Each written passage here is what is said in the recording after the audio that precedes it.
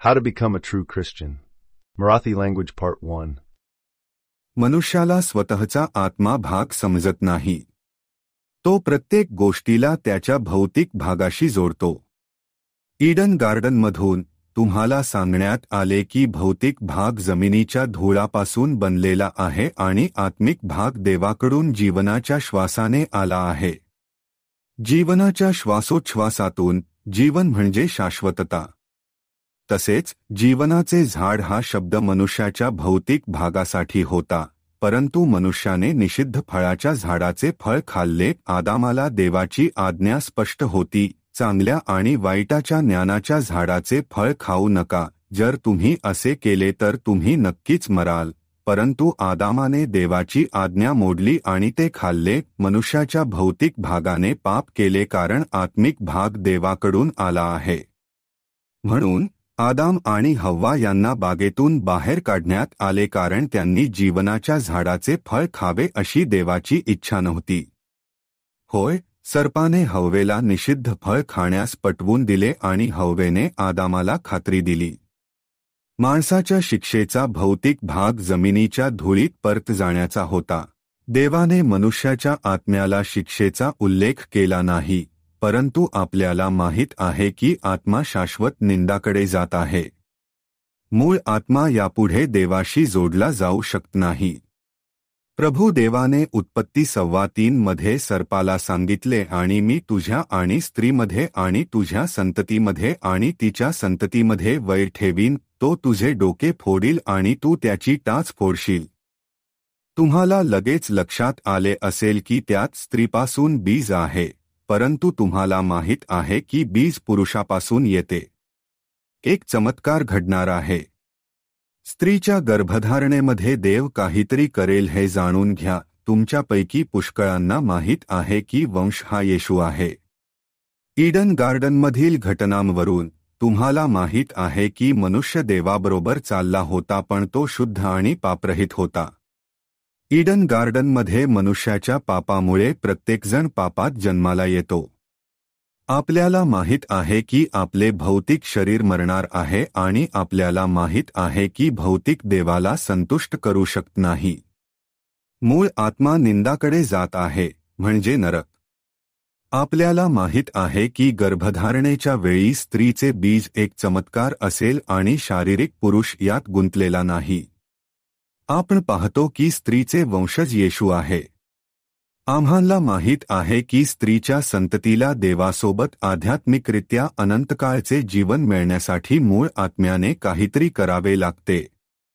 स्पष्टपणे सांगायचे तर जुन्या करारातील लोकांना देवासोबत सार्वकालिक जीवन मिळू शकत नाही, कारण त्यांच्याकडे मूळ आत्मा होता.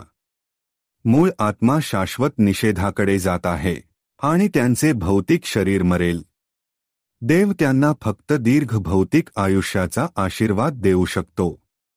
परंतु संदेष्टे आणि ज्यांच्यावर पवित्र आत्मा आला आणि ते संत झाले त्यांना देवाबरोबर अनंतकाळचे जीवन मिळेल. म्हणूनच इस्रायलच्या मुलांना शारीरिकदृष्ट्या नीतिमान विश्वासणारे म्हटले गेले.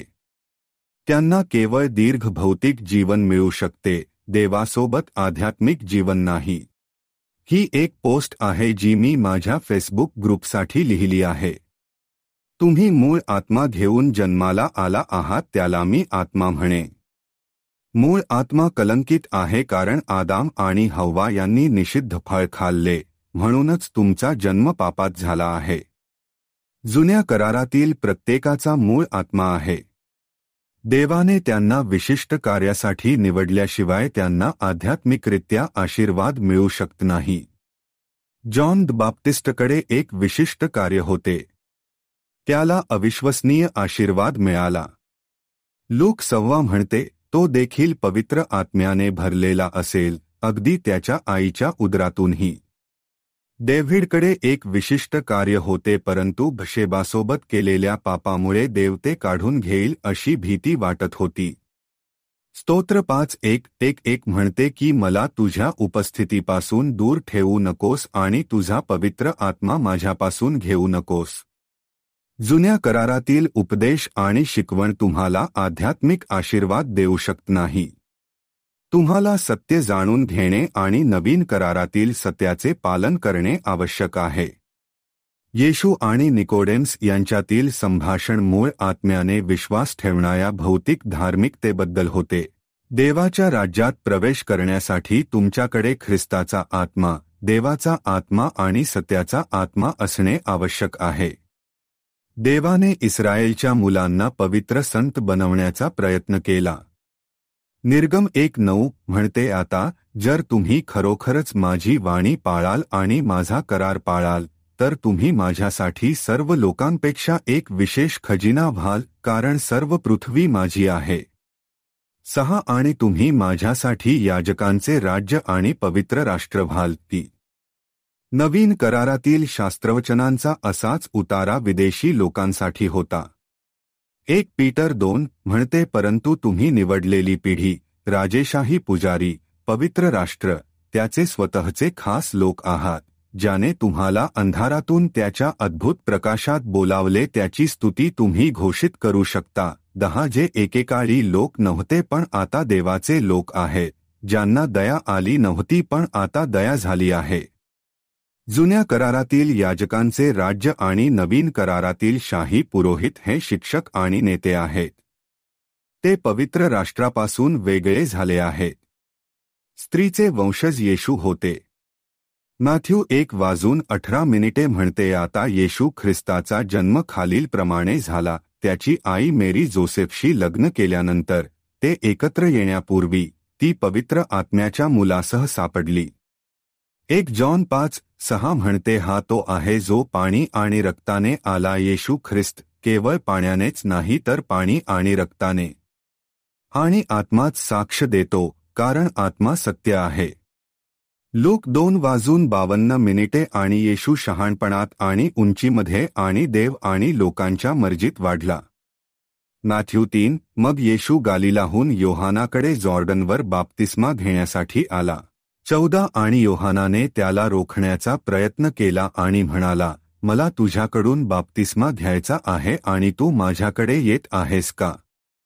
15 परंतु येशूने उत्तर दिले आणि त्याला म्हटले, आता तसे होऊ दे, कारण सर्व नीतिमत्व पूर्ण करणे आम्हाला योग्य आहे. मग त्याने त्याला परवानगी दिली. 16 त्याचा बाप्तिस्मा झाल्यावर येशू लगेच पाण्यातून वर आला. आणि पहा, त्याच्यासाठी आकाश उघडले गेले आणि त्याने देवाच्या आत्म्याला कबुतरासारखा उतरताना आणि त्याच्यावर उतरताना पाहिले. 17 आणि अचानक स्वर्गातून एक वाणी आली, ती म्हणाली, हा माझा प्रिय पुत्र आहे, याच्यावर मी संतुष्ट आहे.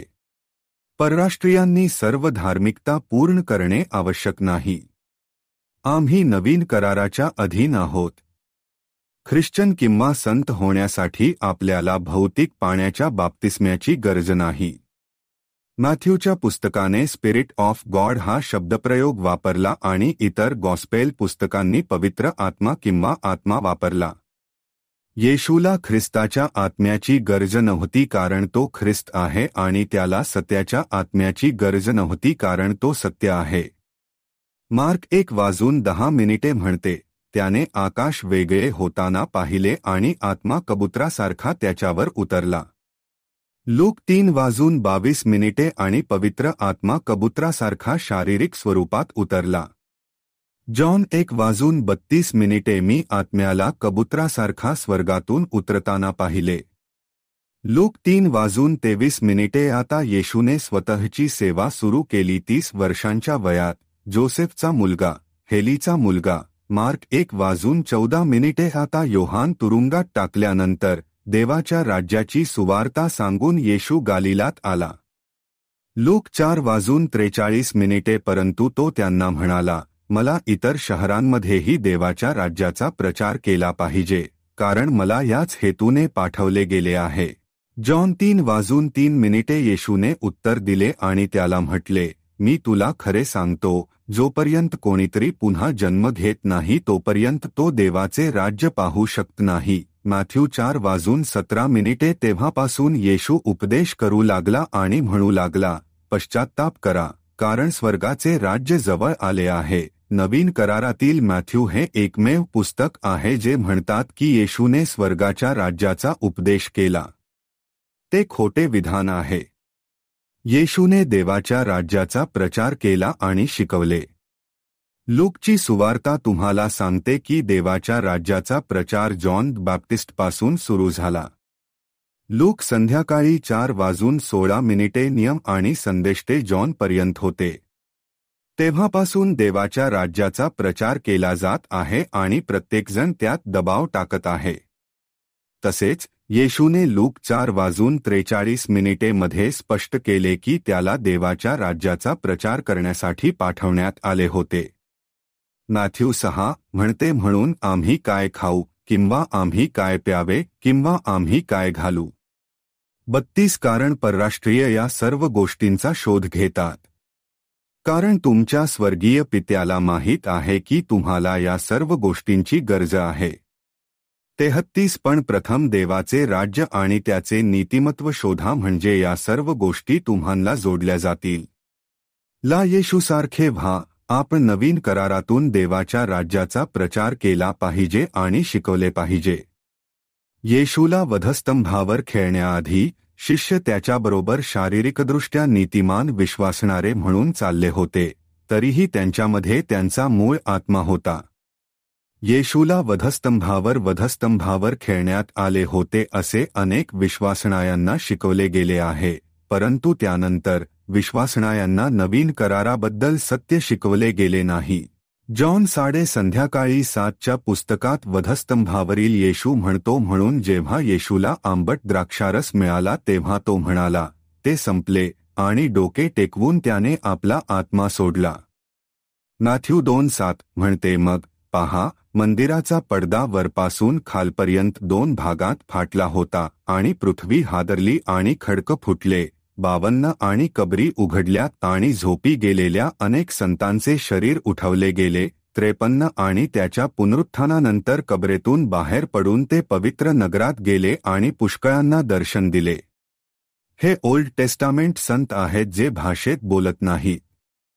हे 1 करिंथकर 12:30 मधील पौलाचे विधान खरे ठरेल, सर्व करा बरे होण्याच्या भेटवस्तू आहेत. सगळे जिभेने बोलतात का?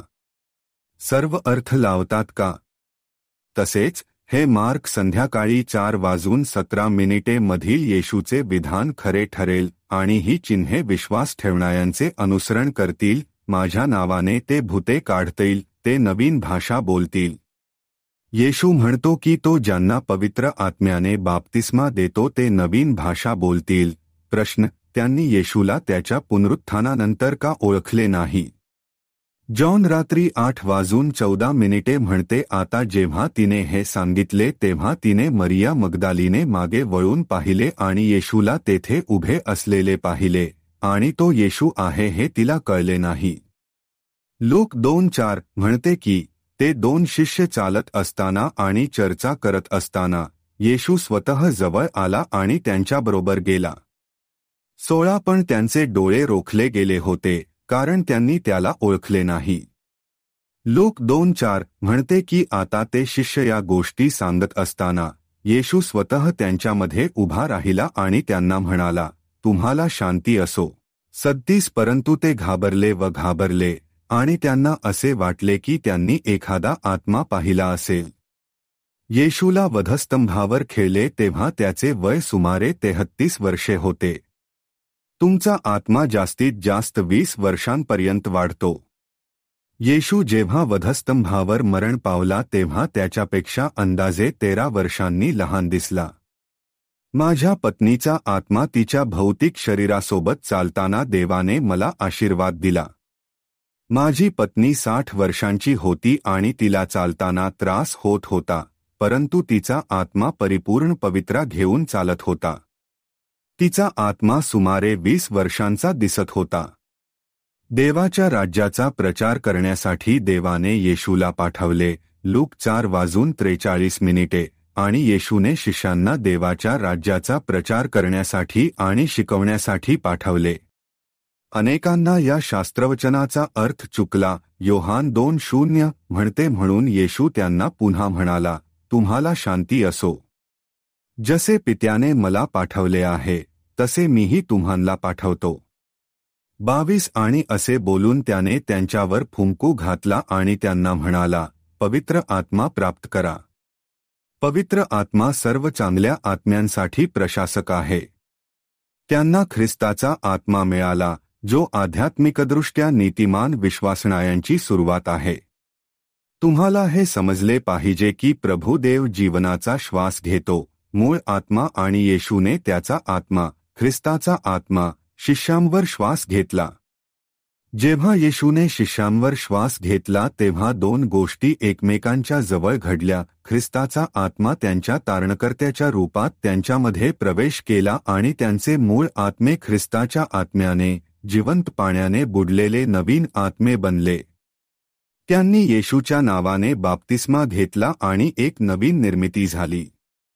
होय, देवाने तुमच्या नवनिर्मित आत्म्याला जिवंत पाण्याने बाप्तिस्मा घेण्याचा मार्ग उपलब्ध करून दिला. 2 करिंथियन्स 5:16 म्हणते, म्हणून आतापासून आम्ही कोणालाही देहबुद्धीनुसार मानणार नाही. जरी आपण ख्रिस्ताला देहानुसार ओळखले असले तरी आता आपण त्याला अशा प्रकारे ओळखत नाही. रोमन्स 8 म्हणते, कारण दैहिक मन हे देवाशी वैर आहे, कारण ते देवाच्या नियमाच्या अधीन नाही आणि खरेच असू शकत नाही. 8 म्हणून जे देहामध्ये आहेत ते देवाला संतुष्ट करू शकत नाहीत. 2 करिंथकरांस 5:17 म्हणते, म्हणून जर कोणी ख्रिस्तामध्ये असेल तर तो एक नवीन निर्मिती आहे, जुन्या गोष्टी निघून गेल्या आहेत, पहा, सर्व गोष्टी नवीन झाल्या आहेत. ख्रिस्ताचा आत्मा हा पित्याचा एकच आत्मा आहे. इफिसियन्स 2 म्हणते, आणि तो आला आणि तुम्हाला जे दूर होते परराष्ट्रीय आणि जवळच्या ज्यांना शांतीचा संदेश दिला.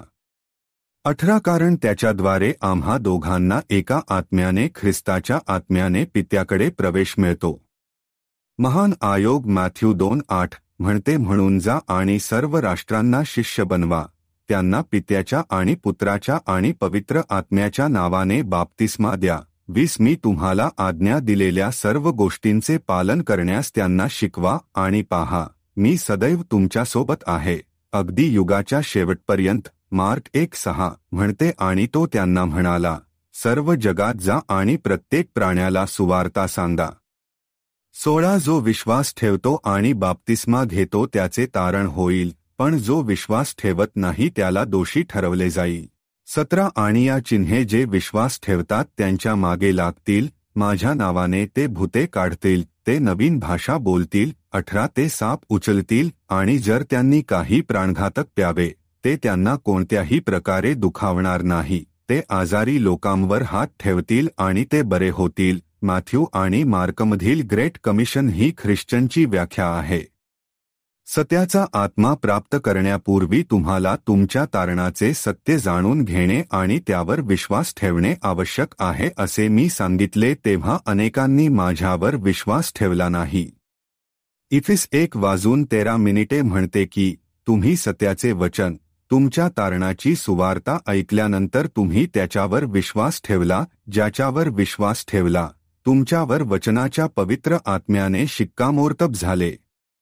जॉन दुपारी 3:26 म्हणते, परंतु जेव्हा मदतकर्ता येईल, ज्याला मी पित्याकडून तुमच्याकडे पाठवीन, सत्याचा आत्मा जो पित्याकडून येतो, तो माझ्याविषयी साक्ष देईल. जॉन संध्याकाळी 4:13 म्हणते, तथापि जेव्हा तो सत्याचा आत्मा येईल, तो तुम्हाला सर्व सत्यात मार्गदर्शन करेल, कारण तो स्वतःच्या अधिकाराने बोलणार नाही, परंतु तो जे ऐकेल ते बोलेल, आणि तो तुम्हाला येणाऱ्या गोष्टी सांगेल. प्रेषितांची कृत्ये 1:4 म्हणते, आणि त्यांच्याबरोबर एकत्र येऊन त्याने त्यांना आज्ञा केली की जेरुसलेम सोडू नका, परंतु पित्याच्या वचनाची वाट पहा, जे तो म्हणाला, तुम्ही माझ्याकडून ऐकले आहे. लूक 2:4 सांगते. मग तो त्यांना म्हणाला, असे लिहिले आहे, आणि अशा प्रकारे ख्रिस्ताने दुःख भोगणे आणि 3ऱ्या दिवशी मेलेल्यातून उठणे आवश्यक होते. 47 आणि पश्चात्ताप आणि पापांची क्षमा असा प्रचार केला गेला पाहिजे. जेरुसलेमपासून सर्व राष्ट्रांना त्याच्या नावाने. 48 आणि तुम्ही या गोष्टींचे साक्षीदार आहात. 49 पहा, मी माझ्या पित्याचे वचन तुमच्यावर पाठवित आहे.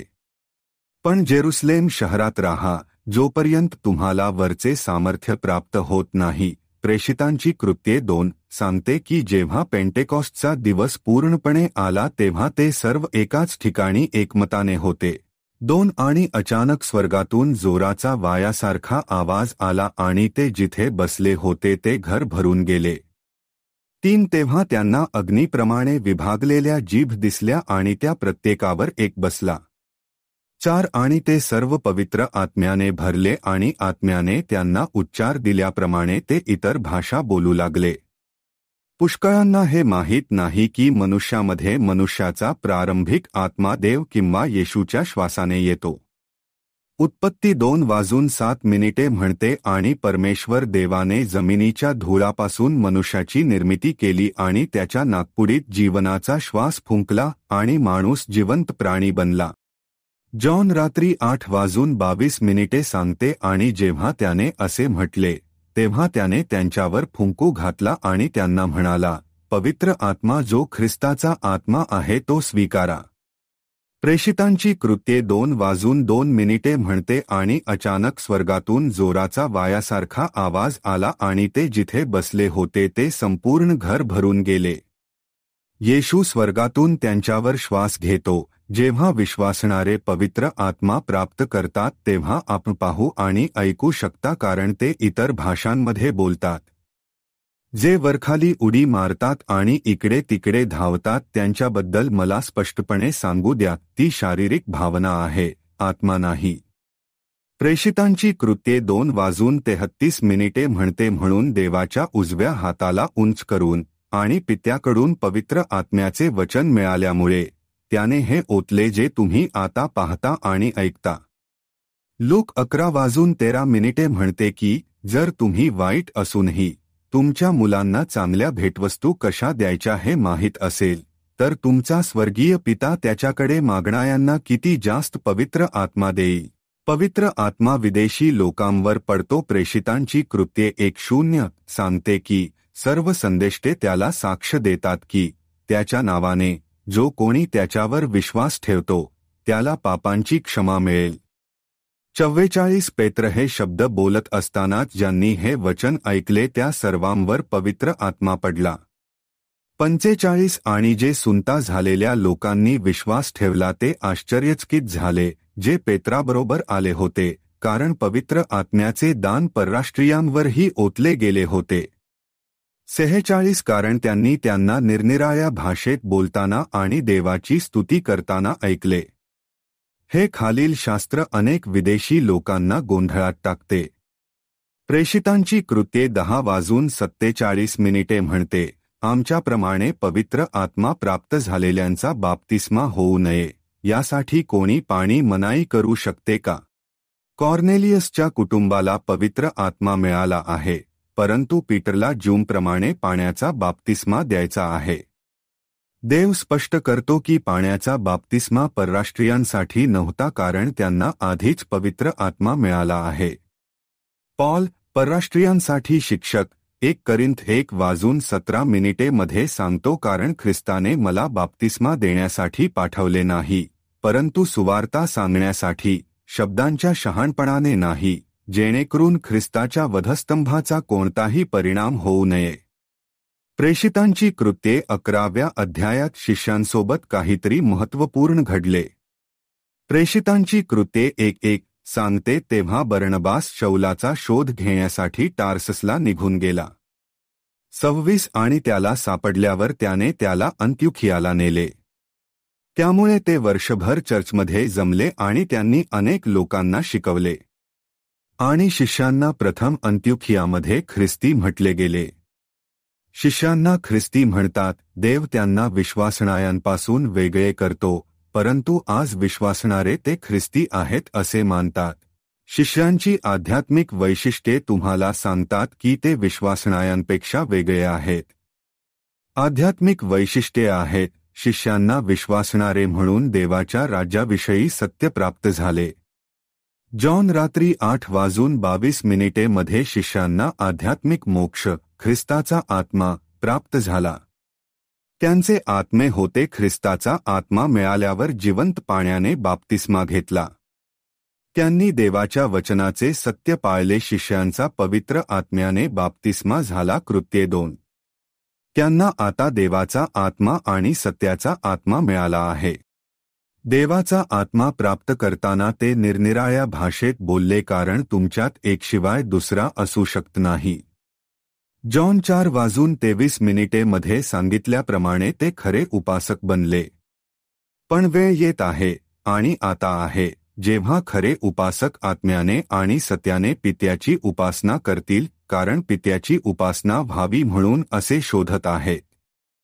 शिष्यांनी इतरांना सत्य शिकवले आणि कृत्ये 11:26 मध्ये त्यांना ख्रिस्ती म्हटले गेले. शिष्यांनी इतरांना सत्य शिकवले, जे इफिस 1:13 या शास्त्राशी सुसंगत आहे. इफिस 1:13 म्हणते की तुम्ही सत्याचे वचन, तुमच्या तारणाची सुवार्ता ऐकल्यानंतर तुम्ही त्याच्यावर विश्वास ठेवला. ज्याच्यावर विश्वास ठेवला, तुमच्यावर वचनाच्या पवित्र आत्म्याने शिक्कामोर्तब झाले. येशूने शिष्यांना सत्याचे वचन शिकवले आणि त्यांनी पवित्र आत्म्याने बाप्तिस्मा घेतल्यानंतर आणि निरनिराळ्या भाषेत बोलल्यानंतर त्यांनी इतरांना सत्याचे वचन शिकवले. शारीरिकदृष्ट्या नीतिमान विश्वासणाऱ्यांनी ख्या ख्रिश्चनांना आणि संतांना मारले नाही तोपर्यंत हे चक्र चालू राहिले. तेव्हापासून सत्याचा आत्मा प्राप्त करण्यासाठी कोणीही कोणालाही सत्य शिकवू शकत नाही. हीच आज समस्या आहे. विश्वासणाऱ्यांना सत्य माहीत नाही. होय, काहींचा पवित्र आत्म्याने बाप्तिस्मा झाला आहे, परंतु सत्याचा आत्मा त्यांच्यामध्ये प्रकट झाला नाही, कारण त्यांना सत्याचे वचन मिळालेले नाही.